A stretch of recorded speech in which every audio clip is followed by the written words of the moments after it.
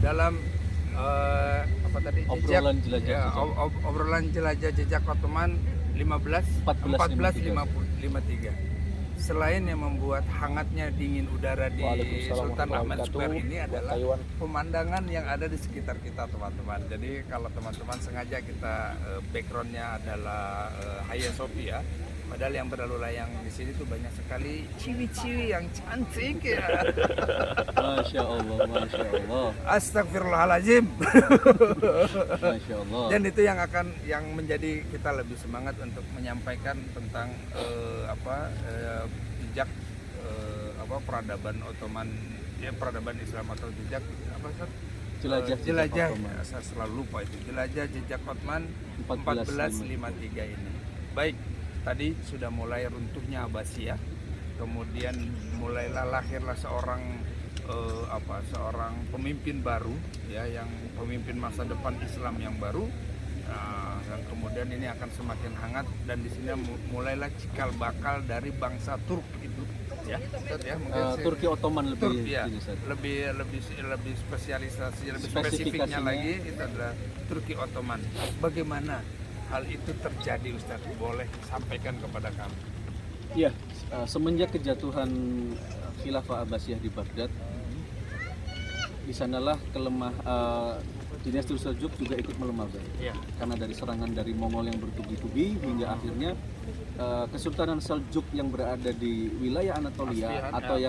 yang biasa dibilang Seljuk Rum Saljuk Rum ya. dengan sultannya Sultan Alauddin Qaykubat, Artinya dari Asfihan itu, Isfahan. itu kemudian Saljuk itu punya apa ya? Istilahnya cabang atau Cabang, ya, betul. membangun kekuatan di daerah Rum di Anatolia. Di Anatolia. Di Anatolia itu pada waktu itu masih dalam kekuasaan Rum. Betul. Ya, jadi Kenapa disebut Seljuk Rum? Karena masuk wilayah Romawi. Romawi, sebenarnya oke. ketika itu. Dan pada waktu itu dipimpin oleh Sultan Alauddin Qaykubat.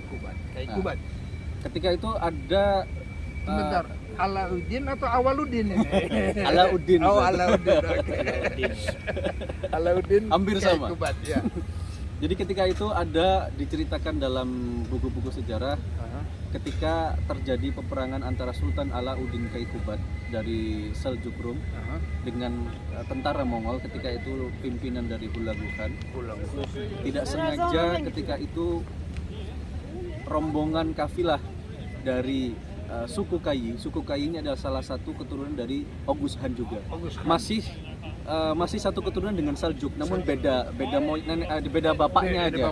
Ya. Sama-sama Oghuz, namun yang satu dari suku Seljuk, yang satu dari suku Kayi. Nah, suku Kayi ini tadinya dipimpin oleh ayahnya Ertugrul, kakeknya Osman Ghazi yang bernama Sulaiman Shah.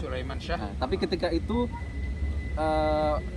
dua kubu yang sedang berperang ini tidak sengaja bertemu dengan kafilah rombongan dari suku Kayi yang hendak hijrah dari berimigrasi dari tanah Ahlat menuju ke Anatolia. Karena suku Kayi ini atau suku bangsa Turk itu dulu terkenalnya dengan Nomaden. nomaden. Betul. Ya, mereka itu tidak berpindah-pindah. punya tempat yang tetap. Mereka tuh nomaden berpindah. Jadi kalau musim panas di mana, Betul. musim dingin di mana gitu ya. Salah satu penyebab mereka berpindah ke Anatolia ketika itu karena serangan dari bangsa Mongol juga, Ustaz. Iya. Jadi memang bangsa Mongol ini sungguh sangat Masya Allah merusak Menghancurkan. peradaban, Iya. karena sekali mereka masuk ke suatu wilayah tidak ada yang tersisa, Ustaz. Oh, itulah sebabnya. Habis semuanya. Artinya gitu, sampai sekarang bangsa Mongol tidak punya tempat sejarah. Betul, karena mereka memang tidak ada penghancur. peradaban. Tapi di sisi lain, Ustaz, kita bahas sedikit tentang bangsa Mongol. Nantinya mereka itu ada andilnya juga dalam penyebaran agama Islam. Oh. Karena salah satu dari pemimpin mereka yang bernama Berke Khan itu nanti akhirnya masuk Islam. Nah, dari dialah akhirnya Islam ikut menyebar termasuk sampai ke Rusia, Kazakhstan, Turkmenistan, itu termasuk beliau yang menyebarkan. Siapa namanya? Karena Berke Khan. Nah, Berke Khan, beliaulah cikal bakal dari bangsa Mongol yang muslim itu dari beliau. Dari Berke Khan Betul. itu. Kalau Genghis Khan, Genghis Khan kita kenal masih- Genghis Khan kan? Masih non muslim. Oh, masih Iya, non-Muslim. masih kafir. Ketika itu kan orang-orang Mongol itu agamanya Syamania kalau nggak salah, mereka menyembah api, menyembah roh-roh seperti itulah. Iya. Oke, jadi sampai kemudian Kita kembali lagi ya. Alauddin Qaykubat. Alauddin Qaykubat berperang dengan Mongol, lalu bertemu dengan rombongan Ertugrul. Iya. Ertugrul Ghazi adalah Suku suku Kayi, pemimpin dari suku Kayi ketika itu Akhirnya ketika Ertugrul melihat ada dua kubu yang sedang berperang, dia tahu bahwasanya di situ ada Mongol dan ada Sultan Alauddin Qaikubat yang Muslim. Artinya dari simbol pakaian. Betul. dan Akhirnya dia membantu, Ustaz. Membantu dengan Alauddin 400, ya, membantu Sultan Alauddin Qaikubat dengan 400 tentara kudanya ikut membantu perperangan hingga peperangan tersebut akhirnya dimenangkan oleh Sultan Alauddin Qaikubat. Artinya sementara mereka berperang. Mohon maaf, saya revisi bukan dengan Mongol, Ustaz. Dengan Bizantium. Oh, dengan Mohon maaf. Bizantium. Mohon maaf. Jadi terjadi Mohon maaf, ada kita keliru. kembali flashback. Jadi terjadi peperangan antara Seljuk Rum Seljuk yang pada dengan waktu itu Bizantium dipimpin ketika oleh itu. Alauddin Qaikubat melawan Bizantium karena ya memang sangat-sangat logik sekali karena Iya. perang dengan Bizantium karena pada waktu itu Berada di Seljuk wilayah Rum itu di Bizantium. wilayah Bizantium mungkin terancam dan Iya. terjadi peperangan. Ketika peperangan itu kemudian Ertugrul dengan pasukan 400 pasukan kuda, tentara kuda ini kemudian langsung membantu begitu atau Iya, ikut menyerang tentara Bizantium ketika itu. Karena dia tahu, Bizantium, ya, waktu itu sempat ditanya sama Sultan Alauddin ketika selesai berperang, kenapa kamu membantuku? Ya, beliau menjawab, Ertugrul menjawab bahwasannya Anda merupakan perwakilan dari Khilafah Abbasiyah yang berada di sini. Saya dan Anda sama-sama berakidah Islam. Dan saya tahu bahwasanya Bizantium adalah musuh bersama kita. Jadi saya dengan senang hati akan membantu Anda. Allahu Akbar, Allahu Akbar, ini sangat luar biasa. Tidak perlu melihat siapa dia, ketika sama-sama satu akidah kita harus membantu. Betul, Ya. itu pesan moralnya. Itu pesan moralnya. Ketika memenangkan perang itu, karena Padahal pada waktu itu Alauddin Qaikubat sudah hampir kalah mungkin. betul, Zat. Oh. Jadi karena berhasil memenangkan itu, Ertugrul diberikan apresiasi Ya, yang sebagai sangat apresiasi dari sebagai apresiasi yang sangat tinggi. Mhm. Sultan Alauddin Qaikubat memberikan kepada Ertugrul wilayah di Soud. Soud itu sekarang masuk wilayah kecil di mungkin kabupaten Ya. Bilecik ya. Bilecik. Masuknya kabupaten Bilecik, kotanya kota Bursa. Jadi kalau teman-teman yang pernah ke Turki, pernah ke Bursa, sebetulnya di situ ada satu tempat yang menyamai cikal bakal dinasti Utsmaniyah. Betul. Itu adalah Soud. Kalau tulisannya Sogut ya, bukan Sogut yang sosis itu ya, bukan, tapi ini Soud.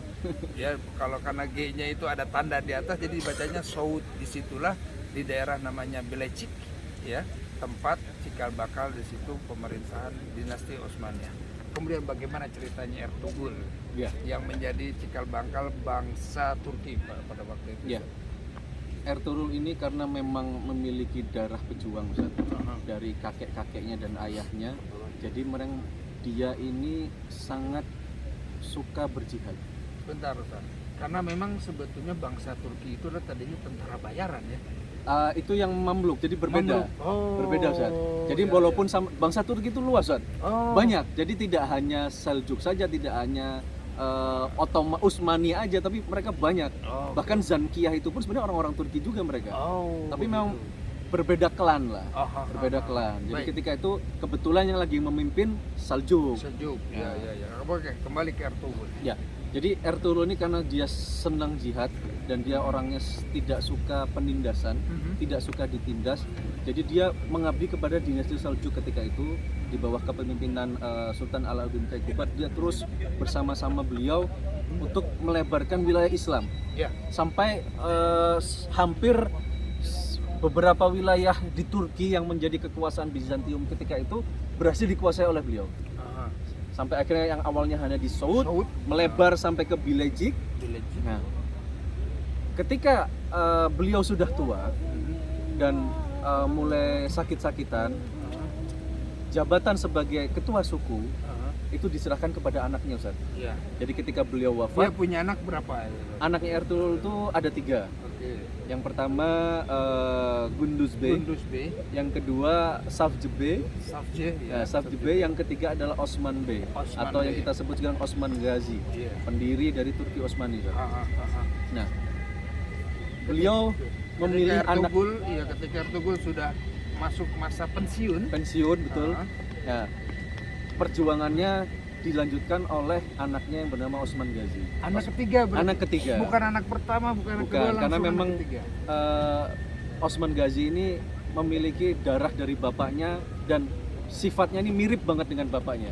Dia karakternya keras tapi terhadap kezaliman, keras terhadap orang yang berbuat maksiat, dan dia tidak suka orang yang ditindas.